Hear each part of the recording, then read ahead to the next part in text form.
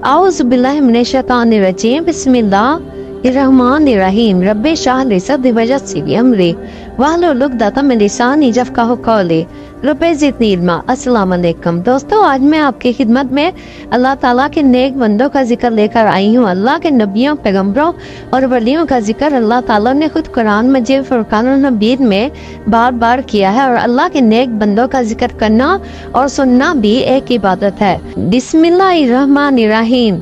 बारे इलाहा, मैं तेरी रहमत के साथ तेरे अजाब से और तेरी खुशनुदी के साथ तेरे कहर व गजब से और तेरे जरिए तेरी नाराजगी से पनाह मांगती हूँ। तेरी तारीफ बुलंद है, तू वैसा ही है जैसा कि तूने खुद अपनी सना बयान की और बयान करने वालों के बयान से तेरी तारीफ और सना बालातर है। बेशक खुदा जो चाहता है वही करता है, वो रब ताला किसी इंसान का पाबंद नहीं। अगर कोई उससे नाराज है या राजी, अल्लाह को किसी की परवाह नहीं, वो बेनियाज है। बिस्मिल्लाहिर्रहमानिर्रहीम। अस्सलाम वालेकुम। अल्लाह लाम मीम स्वाद। एक हदीस में है कि इसके मानी है इन्नल्लाह मुक़्तदिर सादिक के है, यानी कि मैं सच्चा कादिर खुदा हूँ। एक दूसरी हदीस में है कि बनी उमैया में से एक शख्स हज़रत इमाम जाफर सादिक अलैहिस्सलाम के पास आया और कहने लगा कि अलिफ लाम मीम स्वाद से खुदा की क्या मुराद है और इससे लोगों को क्या फायदा पहुँच सकता है। आपने फरमाया तुझ पर वाए हो तो इन मसलहत को क्या जाने के एक मामूली बात ये है कि अलिफ का 1, लाम के 30, मीम के 40, 7 के 90, 161 हुए। ये इशारा इस तरफ है कि तेरे भाइयों बनी उमैया की हुकूमत 161 हिजरी तक रहेगी। ये पेशम गोई ऐसी सच्ची निकली कि 161 हिजरी में वो कूफा में दाखिल हुआ और उनकी सल्तनत जायद हो गई। तमाम जाफर सादिक अलैहिस्सलाम से मनकूल है कि आपने फरमाया 2 खसलतों से बचो क्योंकि इसमें जो पड़ा खिलाफ हुआ, एक तो अपनी राय से फतवा देना और दूसरे फर्मा बरदारी उसकी करना जिसे जानता न हो। इमाम हुसैन अलैहिस्सलाम जब नमाज के लिए तैयार होते तो बहुत नफीस कपड़े ज़ेबतन फरमाते और अगर कोई पूछता तो फरमाते कि अल्लाह जमील और युहिब्बुल जमाल, यानी कि खुदा जमील है और जमाल को दोस्त रखता है, इसीलिए मैं अपने परवरदिगार के वास्ते जीनत करता हूँ। शबे मेराज जब हजरत मोहम्मद मुस्तफ़ा सल्लल्लाहु अलैहि वसल्लम को दुनिया और अहले दुनिया से अलहदगी का हुक्म हुआ तो आप सल्लल्लाहु अलैहि वसल्लम ने पूछा वो कौन है, तो आवाज आई कि अहले दुनिया वो लोग हैं जो बहुत खाते, बहुत सोते और बहुत खसते हैं। अबिद बिन कैस ने एक साथ 500 दरख्त फरमा के मेरे खुदा की राह में दे दिए और अपनी अयाल के पास से कुछ न छोड़ा, तन दस्त और मुहताज बन बैठा। इस पर अल्लाह ताला ने इरशाद फरमाया कि अपनी हैसियत से ज्यादा खैरात अच्छी नहीं है। अल्लाह ताला मोमिनीन के ऐमान और उनकी दुआओं के वास्ते आसमान के दरवाजे खोल देता है। बिस्मिल्लाहिर्रहमानिर्रहीम। अस्सलाम वालेकुम। इरशाद बारी ताला है कि और जन्नती लोग जहन्नम वालों से पुकार कर कहेंगे कि हमने तो बेशक जो हमारे परवरदिगार ने हमसे वादा किया था ठीक ठीक पा दिया है, तो क्या तुमने भी जो हमसे तुम्हारे परवरदिगार ने वादा किया था ठीक पाया या नहीं। अहले जहन्नम कहेंगे कि हाँ पाया। तब एक मुनादी उनके दरमियान अदा करेगा कि जालिमों पर खुदा की लानत है जो खुदा की राह से लोगों को रोकते थे और इसमें अजीब पैदा करते जाते थे और वो रोजे क़यामत से इनकार करते थे और बहिश्त और दोज़ख के दरमियान एक हद फासिल है और कुछ लोग एराफ पर होंगे। जो हर शख्स को बहिश्ती हो या जहन्नमी उनकी परेशानी से पहचान देंगे। वो जन्नत वालों को आवाज देंगे कि तुम पर सलामती हो। यह एराफ वाले लोग अभी दाखिल जन्नत में नहीं होंगे मगर वो तमन्ना जरूर रखती है और जब उनकी निगाहें पलट कर जहन्नमी लोगों की तरफ जा पड़ेंगी तो उनकी हालत खराब देख खुदा से अर्ज करेंगे ए हमारे परवरदिगार, हमें जालिम लोगों का साथी ना बनाना। और एराफ वाले कुछ जहन्नमी लोगों को जिन्हें उनका चेहरा देख कर पहचान लेंगे आवाज देंगे और कहेंगे अब ना तो तुम्हारा जुत्था ही तुम्हारे काम आया, न तुम्हारी शेखीबाजी ही सूदमंद हुई जो तुम दुनिया में किया करते थे। क्या यही वो लोग हैं जिनकी निस्बत तुम कसमें खाया करते थे कि उन पर खुदा अपनी रहमत ना करेगा। देखो आज वही लोग हैं जिनसे कहा गया है कि बेतकल्लुफ़ बहिश्त में चले जाओ, ना तो तुम पर कोई खौफ है और ना तुम किसी तरह आजाद खतर हो गए। और दोज़ख वाले अहले बहिश्त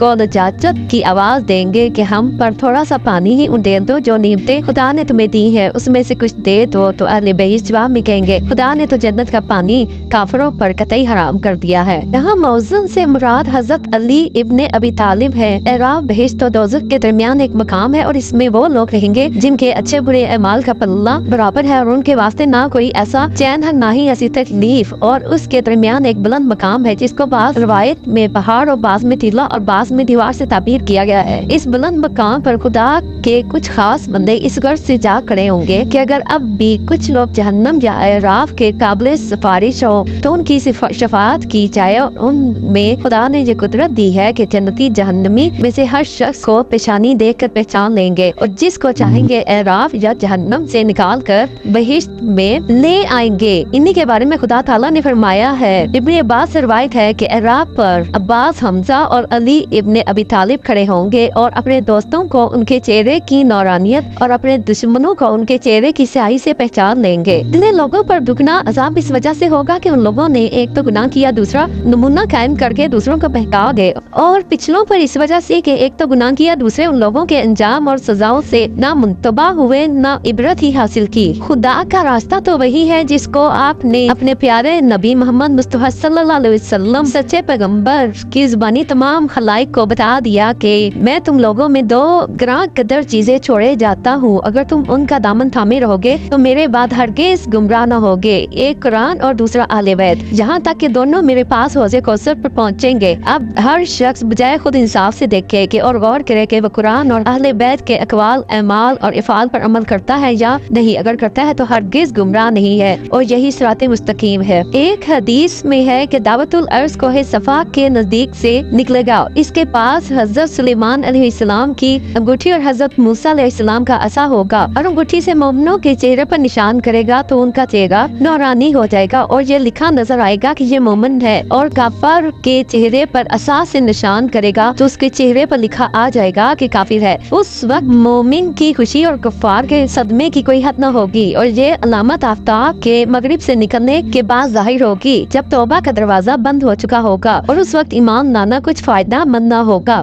ایک حدیث میں حضرت علی علیہ السلام سے روایت ہے کہ ہم اہل بیت کی محبت نیکی ہے اور ہماری دشمنی بدی ہے، جو شخص ہم سے دشمنی رکھے گا خدا اس کو منہ کے بل جہنم میں جھونک دے گا۔ کفار مکہ جب مسلمانوں سے مباحثہ مناظرہ میں ہر طرح سے عاجز آ جاتے تو مشیت خدا کی بحث نکال کھڑی کرتے اور کہتے کہ خدا چاہتا تو ہم نہ گمراہ ہوتے، نہ ہمارے باپ دادا۔ خلاصہ ان کا مطلب یہ تھا کہ وہ مرضی اور مشیت میں فرق ہی نہیں رکھتے تھے۔ اس فرق کو خدا نے صاف لفظوں میں بیان کر دیا اور اچھی طرح سمجھا دیا کہ خدا کی مرضی تو وہی ہے جو اپنے پیغمبروں اور برگزیدہ بندوں کے ذریعے سے لوگوں تک پہنچایا۔ یہ بری بات ہے اور یہ اچھی بات ہے، اور جو چیز جیسا کرے گا ویسا ہی بھرے گا، مشیت کے معنی ارادے کے ہے، اور اس میں شک نہیں کہ اگر خدا یہ ارادہ کرتا کہ سب کے سب براہ راست پر آ جائے تو ضرور آ جاتے، مگر خدا نے یہ چاہا ہی نہیں، بلکہ وہ تو چاہتا ہے کہ ہر شخص اپنے ارادہ و اختیار سے اچھی یا بری راہ اختیار کرے اور جزا و سزا پائے۔ غرض بندوں کے افعال سے اس کی مشیت متعلق نہیں ہوتی بلکہ خود بندوں کی مشیت متعلق ہے۔ ایک دفعہ ابو جہل نے حضرت محمد مصطفیٰ صلی اللہ علیہ وسلم کے ساتھ بے ادبی کی، اور حضرت امیر حمزہ علیہ السلام شکار پر تھے۔ حضرت امیر حمزہ علیہ السلام شکار سے واپس آئے تو آپ کو یہ سب کچھ معلوم ہوا تو آپ کو بہت غصہ آیا، اور آپ نے ابو جہل کے سر پر ایک ایسی کمان ماری کہ اس کا سر پھٹ گیا، اور حضرت امیر حمزہ نے اسی وقت ایمان قبول کیا۔ اسی وقت ارشاد باری تعالیٰ ہوا کہ جو شخص پہلے مردہ تھا پھر ہم نے اس کو زندہ کیا اور اس کے لیے ایک نور بنایا جس کے ذریعے سے وہ لوگوں میں بے تکلف چلتا پھرتا ہے، اور اس شخص کا سا ہو سکتا ہے جس کی یہ حالت ہے کہ ہر طرف سے اندھیروں میں پھنسا ہوا ہے کہ وہاں سے کسی بھی طرح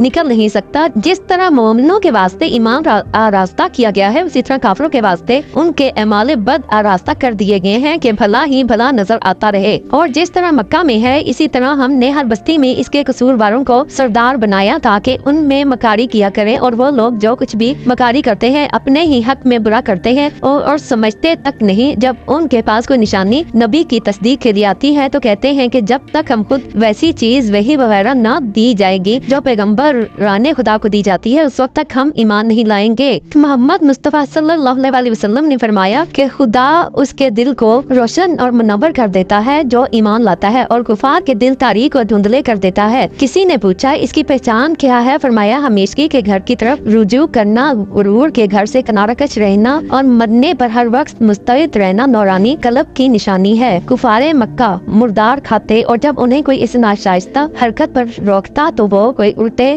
مسلمانوں پر ہی اعتراض کرتے کہ واہ تم لوگ جسے مار ڈالتے ہو اسے تو کھاتے ہو، جس کو خدا نے مارا ہے اسے تم نہیں کھاتے، مگر اس کے لیے اللہ کا حکم ہی کافی ہے۔ مگر بعض مصلحت تو بالکل واضح واضح ہے کہ خدا کا نام دے کر ذبح کرنے سے شرک کی جڑ کٹتی ہے اور اس کے علاوہ مردہ جانور کھانے سے طبعی قاعدے کے موافق بہت سے نقصانات پیدا ہوتے ہیں۔ ایک حدیث میں ہے کہ حضرت علی علیہ السلام سے روایت ہے کہ آپ نے فرمایا، ہم اہل بیت کی محبت نیکی ہے اور ہماری دشمنی بدی ہے۔ جو شخص ہم سے دشمنی رکھے گا خدا اس کو منہ کے بل جہنم میں جھونک دے گا۔ جب ہی تو رسول خدا صلی اللہ علیہ وسلم نے فرمایا ہے کہ حضرت موسیٰ علیہ السلام کی امت کے 71 فرقے تھے اور ان میں سے ایک ناجی باقی ناری۔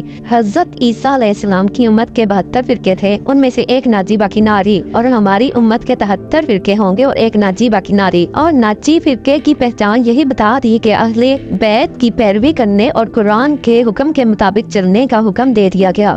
باری تعالیٰ ہے کہ بے شک جن لوگوں نے اپنے دین میں تفرقہ ڈالا اور کئی فریق بن گئے تو تمہیں ان سے کچھ سروکار نہیں، ان کا معاملہ تو صرف خدا کے حوالے ہے، جو کچھ وہ دنیا میں نیک یا بد کیا کرتے تھے وہ انہیں بتا دیا جائے گا۔ ارشاد باری تعالیٰ ہے کہ جب حضرت ابراہیم علیہ السلام نے اپنے منہ بولے باپ آزر سے کہا کہ تم بتوں کو خدا مانتے ہو، میں تو تم کو تمہاری قوم کو کھلی گمراہی میں دیکھتا ہوں، اور جس طرح ہم نے ابراہیم علیہ السلام کو دکھا دیا تھا کہ بت قابل پرستی نہیں، اسی طرح ہم ابراہیم کو سارے آسمان اور زمین کی سلطنت کا انتظام دکھاتے رہے تاکہ وہ ہماری وحدانیت کا یقین کرنے والوں میں سے ہو جائے۔ سے بعض لوگ سمجھتے ہیں کہ آزر سچ مچ حضرت ابراہیم علیہ السلام کے باپ تھے۔ نبی کا باپ کبھی کافر نہیں ہو سکتا، نبی کا باپ کبھی بت پرست نہیں ہو سکتا، حالانکہ ایسا نہیں ہے، بلکہ چونکہ حضرت ابراہیم علیہ السلام کو انہوں نے پالا تھا اس وجہ سے آپ اسے باپ کہا کرتے تھے اور باپ کے چچا یا تایا تھے، اور خدا نے بھی آپ کے قول کی حقائق کر دی ہے، ورنہ آپ کے والد کا نام تاریخ تھا، اسی وجہ سے جو نسب نامہ انجیل اور توریت میں انبیاء کے مذکور ہیں ان میں آزر کا نام تک نہیں ہے بلکہ تاریخ کا نام ہے۔ ارشاد باری تعالیٰ ہوا کہ تو جب ان پر رات کی تاریکی چھا گئی تو ایک ستارے کو دیکھا تو دفعتاً بول اٹھے، ہیں کیا یہی میرا خدا ہے؟ پھر جب وہ غروب ہو گیا تو کہنے لگے غروب ہونے والی چیز کو تو میں خدا نہیں مانتا نہ پسند کرتا ہوں۔ پھر جب چاند کو جگمگاتا ہوا دیکھا تو بول اٹھے کیا یہی میرا خدا ہے؟ پھر جب وہ بھی غروب ہو گیا تو کہنے لگے اگر کہیں میرا اصلی پروردگار میری ہدایت نہ کرتا تو میں ضرور گمراہ لوگوں میں ہو جاتا۔ پھر جب آفتاب کو دہکتا ہوا دیکھا تو کہنے لگے کیا یہی میرا خدا ہے؟ یہ تو سب سے بڑا ہے۔ وہ بھی غروب ہو گیا تو کہنے لگے اے میری قوم، جن جن چیزوں کو تم لوگ خدا کا شریک بناتے ہو ان میں سے میں بیزار ہوں، یہ ہرگز خدا نہیں ہو سکتے۔ میں نے باطل سے کترا کر اس کی طرف منہ کر لیا ہے جس نے بیٹے آسمان اور زمین پیدا کیے، اور میں مشرکوں میں سے نہیں ہوں۔ اور ان کی قوم کے لوگ ان سے حجت کرنے لگے تو ابراہیم علیہ السلام نے کہا تھا کیا تم مجھ سے خدا کے بارے میں حجت کرتے ہو، حالانکہ یقینی میری ہدایت وہ کر چکا ہے، اور تم جن بتوں کو اس کا شریک مانتے ہو میں اس سے نہیں ڈرتا، وہ میرا کچھ نہیں بگاڑ سکتے۔ یہ واضح ہے کہ حضرت ابراہیم کا ان چیزوں کو خدا کہنا بطور استفہام انکاری کے تھا، چونکہ اس وقت کے مشرکین میں کوئی تارے کو، کوئی چاند کو، کوئی سورج کو خدا مانتا تھا، اور آپ کو ان کا معقول کرنا اور دلیل سے خدائی یکتا کی خدائی ثابت کرنا منظور تھا۔ اس وجہ سے اس قسم کی تقریر کی اور سمجھا دیا کہ ان سب چیزوں میں علامت حدوث و امکان کی پائی جاتی ہے، کیونکہ تغیر اور حرکت خاص ممکن کی شان سے ہے، بس ان کے واسطے بھی کسی اور خالق کی ضرورت ہے جس میں تغیر نہ پایا جاتا ہو، نہ کسی طرح مجبور جیسے تارے وغیرہ، نہ ان کی حکومت محدود ہو جیسے نمرود وغیرہ۔ یہ نہ خیال کرنا چاہیے کہ معاذ اللہ حضرت ابراہیم علیہ السلام پہلے مشرک تھے، بلکہ آپ نے مشرکین کے قول کو فرض کر کے پھر غلط ثابت کر دیا۔ ایک مرتبہ نمرود نے یہ خواب میں دیکھا کہ میرے شہر کے کنارے سے ایک ستارہ نکلا ہے اور اس کی روشنی سے چاند اور سورج کی روشنی پھیکی پڑ گئی ہے۔ نجومیوں نے یہ تعبیر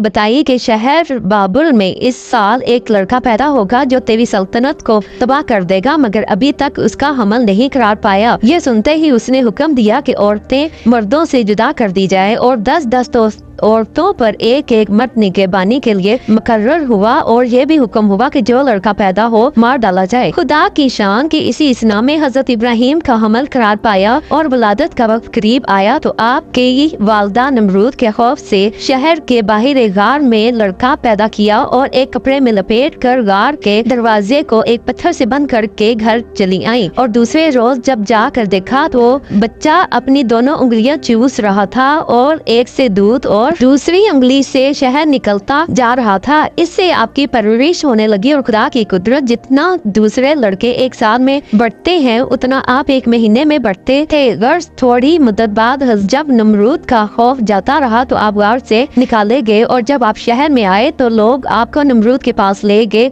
देखा कि एक बदसूरत आदमी तख्त पर बैठा है और उसके इर्द गिर्द बहुत से खूबसूरत गुलाम और कनीजें सब बांधे खड़ी हैं। आप अलैहिस्सलाम ने पूछा ये कौन है और वो लोग कौन है? किसी ने कहा ये खुदा है और उसकी मखलूक है। आपने बेसख्ता कहा क्यों कर हो सकता है खुदा औरों को अपने से बेहतर पैदा कर सके। बावजूद ये कि हजरत ईसा अलैहिस्सलाम और हजरत इब्राहिम अलैहिस्सलाम में बहुत सी पुश्तों का फासला था, मगर सिर्फ हजरत मरियम अलैहिस्सलाम की वजह से खुदा ने हजरत ईसा अलैहिस्सलाम को हजरत इब्राहिम की औलाद में शुमार किया है। फिर उन लोगों की अक्लों पर अफसोस है कि जो हजरत हुसनैन और आपकी ज़ुर्रियत ताहिरा अलैहिस्सलाम की औलाद रसूल होने में तामुल करते हैं। शाद बारी ताला है कि ये हमारी समझाई बुझाई दलीलें हैं और हमने इब्राहिम अलैहिस्सलाम को अपनी कौम पर गालिब आने के लिए अता की थी। हम जिसके मर्तबे चाहते हैं बुलंद करते हैं। बेशक तुम्हारा परवरदिगार हिकमत वाला बाखबर है। और हमने इब्राहिम अलैहिस्सलाम को इसहाक व याकूब साहब बेटा पोता अता किया। हमने सबकी हदायत की और इनसे पहले नूह की भी हमने हदायत की और उनमें इब्राहिम की औलाद से दाऊद और सुलेमान व अय्यूब व यूसुफ व मूसा व हारून सबकी हमने हदायत की और नेकूकारों को हम ऐसा ही सिला अता फरमाते हैं। और जकरिया व याह्या व ईसा व इलियास सबके हदायत अल्लाह ताला ने की और ये सब खुदा के नेक बंदों में है। इस्माइल व यसा व यूनुस व लूत की भी हदायत की और सबको सारे जहानों पर फजीलत अता की। और सिर्फ इन्हीं को नहीं बल्कि इनके बाप दादाओं और इनकी औलाद और इनके भाई बंदों में से बेहतरों को उनको मुंतखब किया और उन्हीं सीधी राह की हदायत की। शाद बारी ताला है कि लोगों वही अल्लाह तुम्हारा परवरदिगार है, इसके सिवा और कोई माबूद नहीं। वो हर चीज का पैदा करने वाला है, तू इसी की इबादत करो, वही हर चीज का निगहबान है। उसको कोई आंख देख नहीं सकती, ना दुनिया में ना आखिरत में, और वो लोगों की नजरों को खूब देखता है। वो बड़ा बारीक बीन बखबरदार है। तुम्हारे पास तो समझाने वाली चीजें आ ही चुकी है। फिर जो देखते समझते हो अपने दम के लिए और जो अंधा बने तो उसका जरर भी खुद उसी पर है। और ए रसूल उनसे कह दो कि मैं तुम लोगों का कुछ निगहबान तो हूँ नहीं। गर्ज ये कि अल्लाह ताला को कोई शख्स देख नहीं सकता, क्योंकि देखने की सबसे बड़ी शर्त ये है कि जिस्म कसीफ हो, और खुदा कसीफ कैसा जिस्म ही नहीं रखता, ना मिसल रंग के, गर्ज ना उसके लिए कोई जहत है। फिर उसका देखना किस तरह मुमकिन ही नहीं, ना उस वक्त ना आखिरत में। ना हम देख सकते हैं ना अम्बिया ना औलिया, क्योंकि वो देखने के काबिल ही नहीं। अल्लाह ताला ने फरमाया कि मुशरिकों से किनारा कश रहो, और अगर खुदा चाहता तो ये लोग शिरक ही ना करते। और हमने तुमको उन लोगों का निगहबान तो बनाया नहीं है और ना तुम उनके जिम्मेदार हो। और ये मुशरिकीन जिनकी अल्लाह के सिवा खुदा समझ कर इबादत करते हैं, उन्हें तुम बुरा ना कहा करो, वरना ये लोग भी खुदा को बेसमझे अदावत से बुरा भला कह बैठेंगे। और लोग अपनी नफसानी ख्वाहिशात की इस तरह पाबंद हुए हैं कि गोया हमने खुद हर ग्रोह के एमाल उनको संवार कर अच्छे कर दिए। फिर उन्हें तो आखिरकार अपने परवरदिगार की तरफ लौट कर जाना है। अब जो कुछ दुनिया में कर रहे थे खुदा उन्हें बताएगा। और इन लोगों ने खुदा की सख्त कसमें खाई कि उनके पास कोई मौजा आए तो वो जरूर उस पर ईमान लाएंगे। ए रसूल तुम कहो कि मौजे तो खुदा ही के पास है, और तुम्हें क्या मालूम, यकीनी बात है कि जब मौजा भी आएगा तो भी ये ईमान ना लाएंगे। इससे साफ जाहिर हुआ कि आप अपनी इबादत करें, और जो शख्स अपनी इबादत कर रहे हैं, अपने मबूदों की इबादत कर रहे हैं, हमारा नहीं बनता कि हम उनके मबूदों को बुरा भला कहें और उनको गालियां दें। इसके बदले में वो भी हमारे परवरदिगार की बुराई कर सकते हैं। तो इसलिए हमें इस चीज से मोहतात रहना चाहिए। इरशाद बारी ताला है वो वही खुदा है जो तुम्हें रात को नींद में एक तरफ पर दुनिया से उठा लेता है, और जो कुछ तुमने दिन को किया है और वो जानता है, फिर तुम्हें दिन को उठा खड़ा करता है ताकि जिंदगी की वो मियाद जो इसके इल्म में मुअय्यन है पूरी की जाए। फिर तो आखिर तुम सबको उसी की तरफ लौटना है। फिर जो कुछ तुम इस दुनिया में भला या बुरा करते हो तुम्हें बता देगा, और वो अपने बंदों पर गालिब है, और वो तुम लोगों पर निगहबान फरिश्ते तैनात करके भेजता है, जहाँ तक कि जब तुम में से किसी को मौत आए तो हमारे फरिश्ता फरिश्ते इसको दुनिया से उठा लेते हैं, और वो हमारे हुक्म की तामीर में जरा भी कोताही नहीं करते। फिर ये लोग अपने सच्चे खुदा मादे खुदा के पास वापस बुला लिए गए। और आगाह रहो कि हुकूमत खास उसी की है, और वो سب سے زیادہ جلد حساب لینے والا ہے۔ حضرت محمد مصطفیٰ صلی اللہ علیہ وسلم فرماتے ہیں کہ شب معراج جب فرشتے مجھے آسمان پر لے گئے تو میں نے ایک فرشتے کو دیکھا کہ کرسی پر بیٹھا ہے اور ایک تختی اس کے سامنے رکھی ہے، اس میں وہ کچھ دیکھ رہا ہے۔ وہ اس قدر ترشروع ہے کہ باوجود یہ کہ تمام فرشتے مجھے دیکھ کر خوش ہوئے اور ہنس پڑے، مگر وہ اپنی عادت پر رہا۔ میں نے حضرت جبرائیل علیہ السلام سے پوچھا یہ کون ہے؟ وہ بولے ملک الموت ہے، جب یہ پیدا ہوا ہے تب سے یہ ہنسا نہیں۔ میں اس کے قریب گیا اور پوچھا اگر دو شخصوں کے مرنے کا ایک ہی وقت ہو اور ایک مشرق میں ہو اور دوسرا مغرب میں تو تم دونوں کی روحیں قبض کرو گے کیسے؟ کہنے لگا ہر شخص کی موت اس کی تختی میں لکھی ہوئی ہے اور دنیا میرے سامنے ایسی ہے جیسے کہ کسی کی ہتھیلی یا دسترخوان کے اس کے سامنے بچھا ہوا ہے اور وہ اس چیز میں سے ہر جو چیز چاہے اٹھا لے اور جو چیز چاہے رکھ دے۔ حضرت علی علیہ السلام سے کسی نے پوچھا خداوند عالم اتنی مخلوقات کا حساب ایک دفعہ کیوں کر لے گا؟ آپ علیہ السلام نے فرمایا جس طرح وہ سب کو ایک دفعہ روزی دیتا ہے اسی طرح سب کو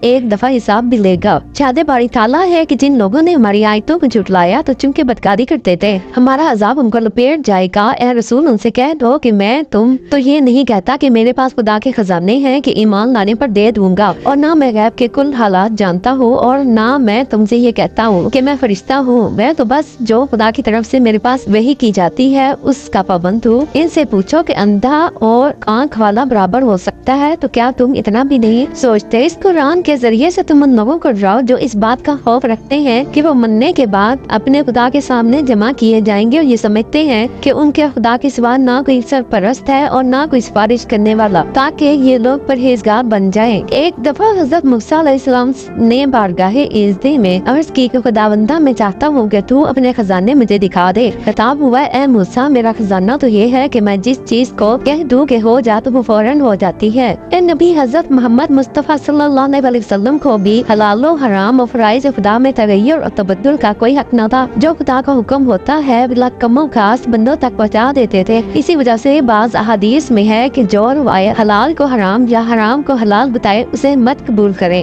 اللہ تعالیٰ نے تاریکی اور روشنی بنائی، پھر باوجود اس کے کفار اوروں کو اپنے پروردگار کے برابر کرتے ہیں۔ جب حضرت فاطمہ بنت اسد ماترے امیر المومنین کے سامنے یہ ذکر ہوا کہ لوگ قیامت میں ننگے مشہور ہوں گے، یہ سن کر آپ مارے غیرت کے حضرت فاطمہ بنت اسد نے ایک چیخ ماری اور بے اختیار ہونے لگی، تو حضرت محمد مصطفیٰ صلی اللہ علیہ وسلم نے دعا کی خداوندہ ان کو اپنی قبر سے برہنہ نہ اٹھانے۔ اس خیال سے حضرت محمد مصطفیٰ صلی اللہ علیہ وسلم نے ان کو اپنی ابا کا کفن دیا تھا۔ سبحان اللہ، اللہ تیری شان۔ بسم اللہ الرحمن الرحیم۔ السلام علیکم۔ حضرت عیسیٰ علیہ السلام کے زمانے میں ایک شخص مسلمہ کذاب جھوٹے فکرے گڑھ کر کہتا پتا تھا کہ میرے پاس وحی نازل ہوتی ہے۔ کیا اسود عیسیٰ کہتا کہ ایک شخص گدھے پر سوار ہو کر آتا ہے اور مجھے تعلیم کرتا ہے۔ ارشاد باری تعالیٰ ہے کہ اس سے بڑھ کر ظالم کون ہوگا جو خدا پر جھوٹ موٹ افطرا کر کے کہے کہ ہمارے پاس وحی آتی ہے، حالانکہ اس کے پاس وحی وغیرہ کچھ بھی نہیں آتی۔ یہ وہ شخص دعویٰ کرے کہ جیسا قرآن خدا تعالیٰ نے نازل کیا ویسا میں بھی ان قریب نازل کیے دیتا ہوں۔ اے رسول کاش تم دیکھتے کہ یہ ظالم موت کی سختیوں میں پڑے ہیں اور فرشتے ان کی طرف جان نکالنے کے لیے ہاتھ لپکا رہے ہیں اور کہتے ہیں کہ اپنی جانیں نکالو اور آج ہی تم کو رسوائی کے عذاب کی سزا دی جائے گی، کیونکہ تم خدا پر ناحق جھوٹ جوڑا کرتے تھے۔ عبداللہ بن ابی سرا حضرت عثمان کا دو شریک بھائی تھا۔ حضرت محمد مصطفیٰ صلی اللہ علیہ وسلم کی وحی کا کاتب تھا اور کبھی کبھی شہادت سے غفور الرحیم کی جگہ علیم الحکیم لکھ دیا کرتا تھا۔ جب لقد خلقنا الانسان من سلالات من طین نازل ہوئی تو اس کو انسان کی حالت پر سخت تعجب ہوا، تو اس کی زبان سے رسول خدا صلی اللہ علیہ وسلم کے فرمانے سے پہلے ہی فتبارک اللہ احسن الخالقین نکل گیا۔ آپ نے اس سے فرمایا اس کو بھی لکھ لے، یہ بھی قرآن کی وحی ہے۔ اس نے لکھنے کو تو لکھا مگر شک میں پڑ گیا اور اپنے جی میں کہنے لگا اگر سچے ہیں تو ان پر وحی نازل ہوتی ہے تو مجھ پر بھی تو آتی ہے، اور اگر یہ جھوٹے ہیں تو میں بھی ان کی طرح قرآن بیان کر سکتا ہوں۔ غرض وہ مرتد ہو گیا اور اہل کتاب سے جا کر کہنے لگا مجھ کو محمد کا حال معلوم ہو گیا ہے، وہ اپنے جی سے بنا لیتے ہیں اور وحی کا دعویٰ کرتے ہیں۔ اس ناشائستہ حرکت پر حضرت محمد مصطفیٰ صلی اللہ علیہ وسلم نے اس کو مدینے سے نکلوا دیا۔ ہر چند حضرت عثمان نے سفارش کی مگر آنے نیم دیا۔ آخر یہ شخص حضرت عثمان کی خلافت کے وقت مصر کا حاکم ہوا۔ ارشاد باری تعالیٰ ہے کہ اے ایمان والو، جب تم میں سے کسی کے سر پر موت آ کھڑی ہو تو وصیت کے وقت تم مومنوں میں سے 2 عادلوں کی گواہی ہونی ضروری ہے، اور اگر تم اتفاقاً کہیں کا سفر کر رہے ہو اور سفر ہی میں تم کو موت کی مصیبت کا سامنا ہو تو بھی 2 گواہ غیر مومن ہی صحیح، اور اگر تمہیں شک ہو تو ان دونوں کو نماز کے بعد روک لو، پھر وہ دونوں تاکہ قسم کھائیں کہ ہم اس گواہی کے عوض کچھ دام نہیں لیں گے، اگرچہ ہم جس کی گواہی دیتے ہیں ہمارا عزیز ہی کیوں نہ ہو، اور ہم خدا لگتی گواہی نہ چھپائیں گے، اگر ایسا کریں گے تو ہم بے شک گناہگار ہیں۔ تیمداری صحابی نے ابن بیدی اور ابن ابی معاویہ نصرانی کے ساتھ بغرض تجارت سفر کیا، اور اس کے پاس علاوہ اور اسباب کے سونے چاندی کے منقش ظروف اور ہار بھی تھے۔ اتفاقاً راہ میں بیمار ہوا اور مر گیا، اور تمام مال و اسباب ان دونوں کے حوالے کر کیا کہ میرے وارثوں کو دے دیجیے۔ ان دونوں نے مدینہ آ کر سونے چاندی کے ظروف اور ہار نکال کر باقی اسباب ان کے وارثوں کے حوالے کر دیا، چونکہ ان وارثوں کو تمام مال کی فہرست معلوم تھی۔ ان دونوں نصرانیوں سے جوں جرا شروع کی کہ کیا ہمارا مورث بہت دنوں تک بیمار رہا کہ اس کی بیماری میں بہت کچھ خرچ ہو گیا، اور وہ بولے نہیں۔ تب پوچھا کیا اسباب چوری ہو گیا تھا؟ کہا نہیں۔ تب پوچھا کہ پھر آخر قیمتی چیزیں سونے کے ظروف وغیرہ کیا ہوئے؟ بولے ہم نہیں جانتے، جو ہمیں دیا گیا تھا وہ ہم نے آپ تک پہنچا دیا۔ آخر یہ مقدمہ حضرت محمد مصطفیٰ صلی اللہ علیہ وسلم کے اجلاس میں پیش ہوا، اور چونکہ ان دعوے داروں کا کوئی گواہ نہ تھا اس وجہ سے آپ صلی اللہ علیہ وسلم نے نصرانیوں کو رہائی دے دی۔ غرض حضرت محمد مصطفیٰ صلی اللہ علیہ وسلم نے گواہ نہ ہونے کی وجہ سے مقدمہ خارج کر دیا۔ کچھ عرصے کے بعد پھر وارثوں نے ایک کٹورا سنار کے پاس پایا۔ دریافت سے معلوم ہوا کہ انہی دونوں نصرانیوں نے بیچا ہے۔ غرض نصرانیوں سے اس بارے میں پوچھا گیا تو نصرانیوں نے کہا کہ یہ چیزیں ہم لوگوں نے اس کی زندگی میں خریدی تھی، مگر چونکہ کوئی گواہ نہ تھا اس وجہ سے ظاہر نہ کیا۔ آخر وارثوں میں سے 2 شخصوں نے جو میت کے زیادہ قریب تھے قسم کھائی کہ یہ لوگ جھوٹے ہیں اور ہم لوگوں کو بیچنا معلوم نہیں، اور میت کے ہاتھ کی لکھی ہوئی فہرست بھی نکل آئی۔ تب حضرت محمد مصطفیٰ صلی اللہ علیہ وسلم نے نصرانیوں سے کل مال واپس لے کر وارثوں کے حوالے کر دیا۔ ارشاد باری تعالیٰ ہے کہ پھر اگر اس پر اطلاع ہو جائے کہ وہ دونوں گروہ ہیں گناہ کے مستحق ہو گئے تو دوسرے 2 آدمی لوگوں میں سے جن کا حق دبایا گیا ہے اور میت کے زیادہ قرابت دار ہیں ان کی تردید میں ان کی جگہ کھڑے ہو جائیں۔ پھر 2 نئے گواہ خدا کی قسم کھائیں کہ پہلے 2 گواہوں کی نسبت ہماری گواہی زیادہ سچی ہے اور ہم نے حق سے ایک سمو تجاوز نہیں کیا، ایسا کیا تو اس وقت بے شک ہم ظالم ہیں۔ یہ زیادہ کرین قیاس ہے کہ اس طرح یہ آخرت کے ڈر سے ٹھیک گواہی دے گے یا دنیا کی رسوائی کا اندیشہ ہو کہ کہیں ہماری قسمیں دوسرے فریق کی قسموں کے بعد رد نہ دی جائیں۔ مسلمانوں خدا سے ڈرو اور جی لگا کر سن لو، خدا بدچلن لوگوں کو منزل مقصود تک نہیں پہنچاتا۔ عرب کے جاہل حضرت محمد مصطفیٰ صلی اللہ علیہ وسلم سے طرح کے سوالات کیا کرتے تھے۔ کسی نے پوچھا میری بیوی اس وقت گھر میں کس طرح ہے، کسی نے کچھ کہا، کسی نے کچھ، یہاں تک کہ کثرت سوال سے آپ گھبرا کر ممبر پر تشریف لے گئے اور غصے سے فرمایا جسے جو پوچھنا ہو پوچھے، میں جواب دیتا ہوں۔ اس پر بھی ان گنواروں کی سمجھ میں نہ آیا اور ایک بول اٹھا میرا باپ کون ہے؟ فرمایا حرکہ بن قیس۔ دوسرے نے پوچھا میرا باپ کہاں ہے؟ فرمایا خدا کی قسم اس وقت بہشت تو دوزخ میرے سامنے ہے اور میں دیکھ رہا ہوں کہ کون بہشت میں ہے اور کون دوزخ میں ہے، اور مجھے یہ بھی معلوم ہے کہ تم میں سے کون بہشتی ہوگا اور کون جہنمی ہوگا۔ اگر میں بیان کر دوں تو سوال کرنے سے پچھتاؤ گے۔ ارشاد باری تعالیٰ ہوا اے ایماندارو، ایسی چیز کے بارے میں رسول صلی اللہ علیہ وسلم سے نہ پوچھا کرو کہ اگر تم کو معلوم ہو جائیں تو تمہیں بری معلوم ہو۔ اگر ان کے بارے میں قرآن نازل ہونے کے وقت پوچھ بیٹھو گے تو تم پر ظاہر کر دی جائے گی، مگر تم کو برا لگے گا جو سوالات تم کر چکے۔ خدا نے ان سے درگزر کی ہے اور خدا بڑا بخشنے والا بردبار ہے۔ تم سے پہلے بھی لوگوں نے اس قسم کی باتیں اپنے وقت کے پیغمبروں سے پوچھی تھی، پھر جب تحمل نہ ہو سکا تو اس کے منکر ہو گئے۔ نصر بن حارث وغیرہ حضرت رسول خدا صلی اللہ علیہ وسلم کی خدمت میں حاضر ہوا اور گستاخانہ کہنے لگے کہ جب تک 4 فرشتے نازل ہو کر یہ گواہی نہ دیں کہ یہ کتاب ہم آپ کے پاس لائے ہیں اور ایک نوشتہ ان کے پاس ہو جس میں یہ لکھا ہو کہ آپ ہمارے لیے पैगंबर है तब हम आपकी नबूवत के कायल होंगे। इरशाद बारी ताला हुआ कि ए रसूल सल्लल्लाहु अलैहि वसल्लम, अगर हम कागज पर लिखी लिखाई किताब भी तुम पर नाजिल कर देते और ये लोग इसे अपने हाथों से छू भी लेते, फिर भी कुफार ना मानते और कहते कि ये तो बस खुला हुआ जादू है। ये भी कहते कि इस नबी पर कोई फरिश्ता क्यों नहीं नाजिल किया गया जो साथ साथ रहता। हालांकि अगर हम फरिश्ते भेज देते तो इनका काम ही तमाम हो जाता और फिर इन्हें मोहलत भी न दी जाती। एक रोज हजरत मोहम्मद मुस्तफा सल्लल्लाहु अलैहि वसल्लम काबे के करीब बैठे हुए थे कि अब्दुल्ला बिन अबी उमैया कहने लगा कि ए मोहम्मद सल्लल्लाहु अलैहि वसल्लम, तुमने बहुत बड़ा दावा किया है कि अपने को खुदा का रसूल कहते हो। हालांकि अगर खुदा को पैगंबर भेजना मंजूर होता तो किसी फरिश्तों को भेजता, हम लोगों के लिए आदमी को क्यों भेजता। आपने उसका तो कुछ जवाब ना दिया मगर बारगाहे इज्जती में अर्ज की, खुदावंदा तो उन लोगों को देखता है और हर आवाज को सुनता जानता है। इरशाद बारी ताला हुआ कि अगर हम फरिश्ते को नबी बनाते तो आखिर उसको भी मर्द सूरत बनाते, और जो शिबे ये लोग कर रहे हैं वही शिबे गोया हम खुद उन पर उस वक्त भी उड़ा देते। ए रसूल, तुम तंग दिल ना हो, तुमसे भी पहले पैगंबरों के साथ मसखरापन किया गया था। बस जो लोग मसखरापन करते हैं उनको इस अजाब ने जिसकी ये लोग हंसी उड़ाते हैं घेर दिया है। और ए रसूल, इनसे कह दो कि जरा रूए जमीन पर चल फिर कर देखो तो क्या के अंबिया के झुटलाने वालों का क्या बुरा अंजाम हुआ है। इरशाद बारी ताला है, और जिन लोगों ने हमारी आयतों को छुपलाया गया वो कुफर के घटा टूप अंधेरे में गूंगे बहरे पड़े हैं। खुदा जिसे चाहे उसे गुमराही में छोड़ दे और जिसे चाहे उसे सीधे रास्ते पर लगा दे। गूंगा बहरा अगर अंधेरे में पड़ जाए तो इसके राह बरा होने की कोई उम्मीद नहीं, क्योंकि अंधेरे की वजह से इशारे को तो देख नहीं सकता। अगर गूंगा है तो किसी से पूछ नहीं सकता, और अगर कोई कुछ कहे तो बहरा है तो सुन नहीं सकता। एक मर्तबा कुफारे कुरैश ने हजरत रसूल खुदा सल्लल्लाहु अलैहि वसल्लम से कहा,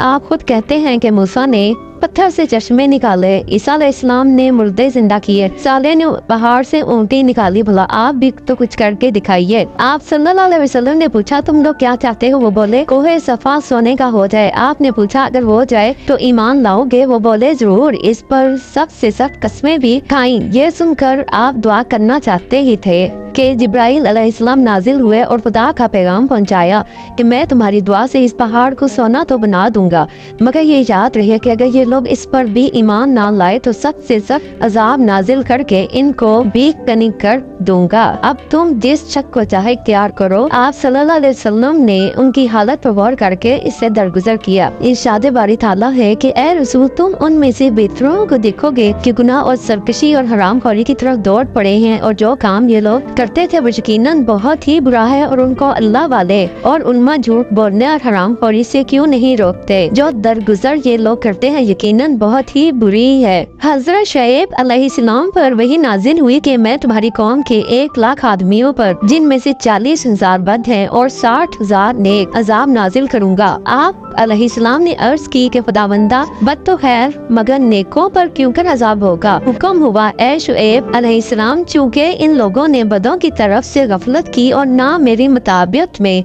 उन पर गुस्सा किया, ना उनसे नफरत की, ना उनको नसीहत की, बल्कि उनके हम प्याला व हम नवा रहे। इस वजह से उनको और जसारत हुई और वो बुराई को और बढ़ाते चले गए। इरशाद बारी ताला है, और जब तुम उन लोगों को देखो जो हमारी आयतों में बेहुदा बहस कर रहे हैं तो उनके पास से टल जाओ, यहाँ तक कि वो लोग इसके सिवा किसी और बात में बहस करने लगे। और अगर हमारा ये हुक्म तुम्हें शैतान भुला दे तो दजात आने के बाद जालिम लोगों के साथ हरगिज न बैठना, और ऐसे लोगों के हिसाबो किताब के जवाबदेही कुछ परहेजगारों पर तो है नहीं, मगर सिर्फ नसीहतन दिलाना चाहिए ताकि ये लोग भी परहेजगार बने। और जिन लोगों ने अपने दीन को खेल और तमाशा बना रखा है और दुनिया की जिंदगी के इन धोखे में डाल रखा है, ऐसे लोगों को छोड़ो और मौका मौका से कुरान के जरिए से उनको नसीहत करते रहो। ऐसा ना हो कि कोई शख्स अपने करतूत की बदौलत मुब्तला बला हो जाए, क्योंकि इस वक्त तो खुदा के सिवा उसका ना कोई सरपरस्त होगा ना सिफारशी, और अगर वो अपने गुनाह के इवज सारे जहाँ का बदला भी दे तो भी उनमें से एक न लिया जाएगा। और जो लोग अपनी करने की बदौलत मुब्तलाए बला हुए हैं उनको पीने के लिए खोलता हुआ गर्म पानी मिलेगा और उन पर दर्दनाक अजाब होगा, क्योंकि वो कुफर किया करते थे। इससे साफ वाज़िह है कि एक बुरी सोहबत से हर शख्स को परहेज करना चाहिए, अगरचे खुद इस फेल का मुर्तकिब ना हो। इस वजह से ये मशहूर है कि आदमी का शैतान आदमी होता है। اے میرے رب، بے شک میں تیری بارگاہ میں فقیر ہوں، تیرے عذاب سے خائف ہوں اور تیری پناہ مانگتی ہوں۔ اللہ اکبر۔ کہ اللہ تعالی ہم سب کو اپنے نیک اور برگزیدہ بندوں کے نقش قدم پر چلنے کی توفیق عطا فرمائے۔ اللہ تعالی ہم سب کو حق و سچ کے ساتھ چلنے کی توفیق عطا فرمائے۔ ربنا آتنا فی الدنیا حسنۃ وفی الآخرۃ حسنۃ وقنا عذاب النار